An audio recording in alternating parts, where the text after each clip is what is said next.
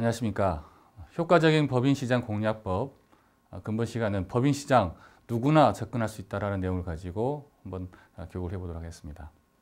근본 학습 목표는 관련법 규정을 숙지를 반드시 해야 되죠. 그래서 왜 그렇게 해야 되는지에 대해서 이유에 대해서 알아보고요. 두 번째로는 이러한 절세에 대한 제한, 그런 실행을 위해서는 시스템이 좀 필요합니다. 그래서 어떤 시스템을 갖고 준비를 해야 되는지에 대해서 알아보고요.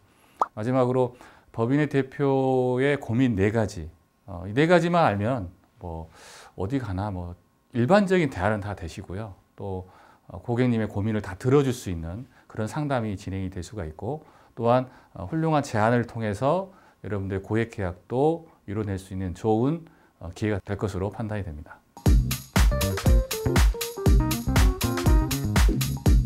먼저 관련법 규정 숙지의 필요성인데요. 법인이 많이들 어렵다고 하는 이유가 아마 이런 세법과 상법에 관련된 이 법과 관련된 규정들 때문입니다. 여러분도 잘 아시다시피 법인은 기본적으로 재무에 대한 회계에 대한 기본적인 원리도 알아야 되고요. 또 거기에 관련된 법규, 규정, 해석, 그 다음에 판례 등까지도 다 알아야 될 필요가 있습니다. 왜냐하면 여러분도 나가시다 보면은 나 혼자만 대표님 만나는 건 아니잖아요. 여러 회사들과 또 여러 솔루션을 갖고 있는 그런 설계사분들이 아니면 컨설턴트 이런 분들을 만나서 경쟁을 해야 되기 때문에 그분들보다 최신의 법규, 최신의 상황과 그런 부분들을 대표님께 알려드림으로 인해서 이 친구는 좀 뭔가 틀리구나. 다른 친구보다 훨씬 더 많이 안 해. 이런 부분을 통해서 대표님께 신뢰를 줄 수가 있고요. 그 신뢰를 통해서 계약으로 이뤄낼 수 있는 그런 아주 중요한 요소이기 때문에 세법에 관련된 부분에 대해서는 여러분들이 반드시 잘 아셔야 된다. 다만 이 세법이란 부분들이 조금 여러분들이 진행하는 그 단계별로 규정들이 다 있습니다. 그 규정들에 대해서 좀 아셔야 될 필요가 있고요. 모든 걸 다 알 필요는 없습니다. 제가 말하고자 하는 내용에 관련된 세법에 관련된 부분들에 대해서 아시고 계시면 충분히 접근이 가능하다. 따라서 이런 세법에 관련된 모든 부분들, 이런 부분들을 좀 숙지할 필요가 있고, 만약에 내가 숙지가 안 된다 그런다면 그냥 자료를 갖고 다니시면 되죠. 그래서 혹시나 기억이 안 나면 대표님 이거 보십시오. 이런 규정에 이렇게 세법에 이렇게 되어 있습니다. 그리고 대부분 판례가 이렇습니다 라고 보여드리면서 고객님에게 설득을 유도할 수 있는 그런 중요한 자료가 될 수 있다는 겁니다. 그래서 관련된 세법이 뭐가 있는지도 먼저 알아야 되겠죠. 그리고 그 세법에서 좀 디테일하게 들어가서 어떤 내용을 담고 있는지에 대한 부분도 굉장히 중요하다고 볼 수 있습니다. 그다음에 두 번째로는 상법 규정과 절차를 숙지해서 세법을 적용하는데 부인당하지 않도록 유의해야 됩니다. 다시 말씀드리면 세법상은 이상이 없는데 상법상의 문제가 돼서 부인당하는 경우가 많이 있습니다.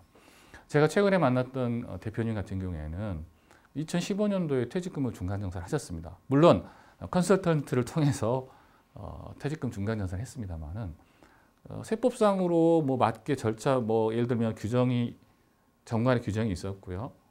나름대로 세법에 관련된 부분을 통해서 퇴직금 중간정산을 하셔서 가직금 일부를 상환하셨습니다만은 근데 문제는 상법상의 서류가 아무것도 없다는 거죠.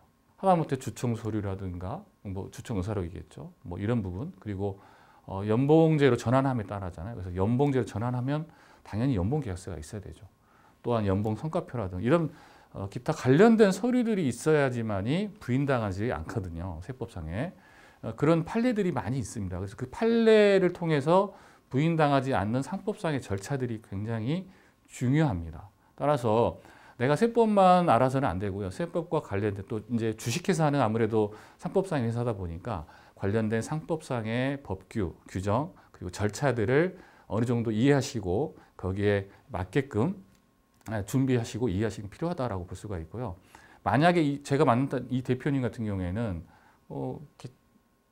기존의 컨설턴트가 했지만 저를 통해서 또 한 번에 더 큰 신뢰를 해주시는 거죠. 그래서 여러분들이 만약에 그걸 아신다면 대표님께 이런 거 부족하지 않습니까? 이거 굉장히 중요합니다라고 판례라든가 이런 걸 보여드리면 고객님께서 와 이거 내가 준비를 안 했었네. 걔가 조금 미스했네. 이런 식으로 하다 보면 저에게 무한 신뢰를 주실 수가 있고 그렇게 해서 컨설팅이 진행이 될 수가 있습니다. 그리고 이제 변화하는 과세관청의 정책과 법 규정을 업그레이드 해야 됩니다. 아시다시피 기획재정부에서는 매년 세법을 개정을 합니다. 매년 바뀌죠. 뭐 세율부터 해서 작게는 세율부터 해서 많은 법 규정들이 바뀝니다. 특히나 이제 조세특례제한법 같은 경우에는 중소기업에게 굉장히 좋은 혜택이 됩니다만은 대신해서 일몰 기한이 있는 것도 굉장히 많습니다. 소위 말하는 소멸시효죠. 예. 그래서 기한이 연장되기도 합니다만 연장이 안 될 수도 있고 또한 내용이 바뀔 수도 있습니다. 그리고 통상적으로 취득세 같은 경우에는 지방세이기 때문에 지방세 특례 제한법도 여러분들 유심히 좀 봐야 됩니다. 왜냐하면 거기에서 어떤 면제 규정들이 바뀌는 경우도 많이 있거든요. 예. 올해부터 또 2019년부터 바뀌는 게 있습니다. 그렇기 때문에 매년 세법은 바뀌고 있기 때문에 여러분들이 그런 바뀌는 최신 세법에 대해서 알고 계신다면 상담하시는 데 있어서 굉장히 도움이 많이 되실 겁니다. 그리고 납세자에게 유리한 제도, 뭐 또 불리한 제도 등을 통해서 클로징 멘트로 사용할 수 있죠. 자, 올해부터 아니면 내년부터 어떤 세법이 바뀝니다. 그리고 기획재정부에 이런 안건이 지금 현재 개정안으로 들어가 있습니다. 따라서 올해 반드시 이것을 실행하시는 게 좋습니다. 뭐 2015년도 퇴직금 중간정산도 마찬가지죠. 그때가 마지막 연도였으니까 이제 지금 기회가 없습니다. 더 이상. 지금 빨리 퇴직금 중간정산 하셔야 합니다. 제가 해드리겠습니다. 이런 멘트들이 필요했거든요.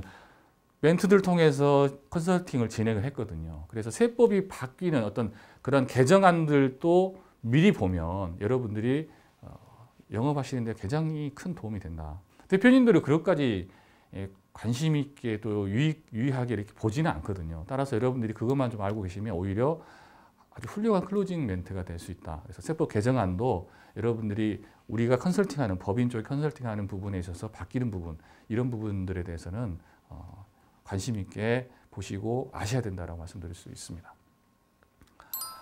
그리고 절세 제한을 실행해주는 시스템 구축이 굉장히 필요하다 이렇게 말씀드릴 수가 있는데요. 여러분들이 대표님에게 제안을 하고 또 대표님이 오케이를 해서 실행을 하는 데 있어서 뭐 이제 제가 다 하면 되죠. 그런데 아까 제가 그 대표님 사례도 말씀을 드렸지만 본인이 하다 보니까 어떻게 해요? 상법상의 절차를 전혀 하지 않고 그냥 기장세무사에서 맡겨서 그냥 퇴직금 중간정산만 해버리는 그런 상황들이 나올 수가 있다는 거죠. 따라서 상법상의 절차를 준수하는 게 굉장히 중요하기 때문에 상법상의 절차는 물론 뭐 변호사를 쓰면 좋겠습니다만 변호사는 비용이 비싸잖아요. 일단 그래서 법무사를 쓰시면 되는데 법무사도 여러분들이 나름대로 서치를 하시면 훌륭한 법무사님들이 많이 계십니다. 그래서 법무사를 이렇게 여러분들 조인하셔서 진행하시면 좋고요. 이왕이면 법무법인을 통해서 시스템화되어 있는 법무사를 찾으시면 굉장히 여러분들한테 도움이 되실 거고요. 합당한 비용을 지불하되 너무나 과다한 비용을 지불하지 않도록 여러분 좀 주의하실 필요가 있고요. 지금은 많이 좀 일반화되어 있어서 법무사님들도 이렇게 많이 비용을 받지는 않습니다만 초창기에 꽤 좀 많이 받았었죠. 그래서 그러한 법무사님을 조금 잘 찾아보시는 게 굉장히 중요할 것 같고요. 법무사님 찾으실 때 여러분들이 어떻게 해야 되냐면 대략적인 이러이런 내가 할 일과 또 거기에 관련된 시스템이 또한 관련된 어떤 서류들이 당신은 있느냐 그리고 어느 정도 난리지에 대한 부분도 좀 물어봐서 그분이 잘 알고 계시는지 체크를 한 다음에 선택을 하시면 되겠습니다. 두 번째로는 세무법인인데요. 세무법인 또는 회계법인이라고 말씀을 드리고 싶습니다. 아주 작은 금액과 아주 뭐 사소한 거는 뭐 세무사님이나 세무법인 통해서 해도 되지만 굉장히 뭐 좀 디테일한 부분이고 굉장히 좀 위험성이 있는 소위 말하면 내가 이 컨설팅을 진행했을 때 국세청의 세무조사가 나올 수 있을 정도의 좀 과도한 금액이라든가 또 어떤 그런 부분들이 있을 때는 회계법인을 통해서 하시는 게 굉장히 유리합니다. 따라서 여러분들이 그 아시고 계시는 회계법인이나 또한 이런 것만 좀 전문적으로 하는 회계법인들이 많이 있죠. 여러분들이 서치하시면 충분히 찾을 수 있거든요. 그런 분들과 조인을 하셔서 같이 진행하시는데요. 비용적인 측면도 상당히 고려를 하셔서 진행을 하셔야 됩니다. 특히나 세무법인보다 회계법인 쪽이 비용이 조금 더 높습니다. 그래서 그런 부분들을 잘 체킹하셔서 이런 그 조인으로 같이 진행할 수 있도록 여러분들이 시스템을 갖춰 놓으시면 언제든지 고객님과의 상담을 통해서 고객님께서 결정을 하시면 이분들과 같이 조인하시면 굉장히 시너지 효과가 있습니다. 아무래도 전문가라는 분들이 오셔서 한 번 더 클로징을 해주시면 굉장히 파워풀하죠. 그래서 이런 시스템을 갖춰 놓는 게 필요하다라고 판단을 하시면 되겠습니다. 자, 그리고 법인은 뭐 법인 과정이다 뭐다 해서 뭐 엄청나게 디테일하게 들어가는데요. 여러분 그렇게 공부를 하시다 보면요, 오히려 여러분들이 혼란스러우실 거예요. 저는 그냥 테마별로 4가지 정도만 아시면 되겠다. 4가지. 법인 대표님의 고민만 알면 되잖아요. 그래서 그냥 툭툭 던지는 거죠. 이 4가지를. 첫 번째는 잘 아시는 이제 가지급금입니다. 가지급금에 대해서 툭 던지. 대표님 가지급금 고민되시죠? 이렇게 툭툭 던지는 거. 대표님 고민만 던지면 되는 건데 그게 무슨 회계상 어떻고 뭐 내용을 너무 복잡하게 알 필요는 없다라고 좀 보여지고요. 두 번째는 이제 미처분 이익 잉여금입니다. 법인에서 이익이 쌓이면 쌓이고 이걸 배당이나 어떤 추구 전략을 하지 못해가지고 계속 회사에서 이익이 쌓이는 거죠. 그거 빼지 못해가지고 뭐 자산 가치 커지고 막 그런 경우 많거든요. 이런 거 너무 많지 않으세요? 이거 뭐 좀 개인 자산화 시켜야 되지 않아요? 라고 이제 대표님께 여쭤봤을 때 그렇지 않아도 나도 그 고민이야. 이런 식으로 하거든요. 이 너무나 많은 교육을 하다 보면요, 여러분이 혼란스러워요. 그래서 4가지 정도만 아시면 되는데, 두 번째 미처분 이익잉여금 말씀드렸고요. 세 번째는 차명주식. 명의신탁 주식이라고도 합니다만은 당연하죠. 이 차명주식은 아무튼 골칫거리예요, 대표님들의. 그래서 이런 부분들 당연히 이거는 해결을 해드려야 되고요. 네 번째는 아까 말씀드렸다시피 출구 전략이 없어요. 그냥 아무 생각이 없는 거죠. 이런 분들 너무 많습니다. 그래서 대표님께 이런 4가지의 고민 이렇게 툭툭 던지면서 고객님에게 여쭤봤을 때 고객님은 아세요. 그래, 그렇지 않아도 고민이야. 이거 어떻게 해야 될지 모르겠어. 이런 분들 굉장히 많으시거든요. 그래서 여러분들이 그동안에 이제 쌓아오셨던 고객분들, 기존 고객분들 리스트업 하셔가지고 제가 이제 교육을 하겠습니다만은 어떤 내용에 뭐가 있으면 이분은 이런 고민을 갖고 있겠구나. 재무제표를 보면서 판단하실 수 있는 그런 능력도 제가 키워드릴 거고요. 그래서 이 4가지 고민에 대해서 반드시 대표님과 만나서 상담을 진행을 통해서 하시면 굉장히 좋은 효과가 또 좋은 결과가 있을 겁니다. 핵심을 정리해보면 관련법 규정을 반드시 숙지해라라고 말씀드리고 싶습니다. 특히나 상법이나 세법에 관련된 부분들 꼭 숙지를 해주시고요. 그 다음에 전문가 시스템을 반드시 좀 준비를 하자.